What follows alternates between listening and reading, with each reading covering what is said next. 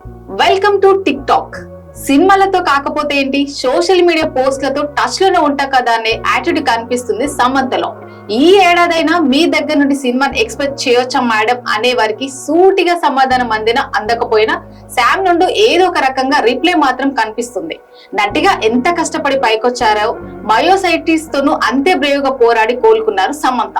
సమస్యలు వచ్చినప్పుడు ఆగిపోకూడదు, వాటిని ధైర్యంగా ఫేస్ చేయాలని తన ప్రతి అడుగును అభిమానులతో పంచుకున్నట్లు ఇదివరకే చాలా సార్లు చెప్పారు సమంత. లేటెస్ట్ గా మళ్ళీ అలాంటిదే ఓ విషయాన్ని ఇన్స్టాగ్రామ్ లో అభిమానులతో షేర్ చేసుకున్నారు. మనం ఎక్కడున్నామనే విషయాన్ని రాస్తేనే భవిష్యత్తులో ఎక్కడికి రీచ్ కావాలంటున్నామనే విషయం మీద ఓ క్లారిటీ వస్తుందన్నది శ్యామ్ చెప్పిన మాట. కాకపోతే రాసి విషయాల్లో నిజాయితీ ఉండాలన్నది ఈ బ్యూటీ స్టేట్మెంట్. ప్రతినిత్యం తప్పక రాయండి, అది లైఫ్ లో గేమ్ చేంజర్ లో ఉపయోగపడుతుంది. నేను 2 ఏళ్లుగా రాస్తున్నా, దాని ఫలితాలు చూస్తున్నా, తర్వాత ఈ విషయాన్ని మీకు చెప్తున్నానని అంటున్నారు శ్యామ్.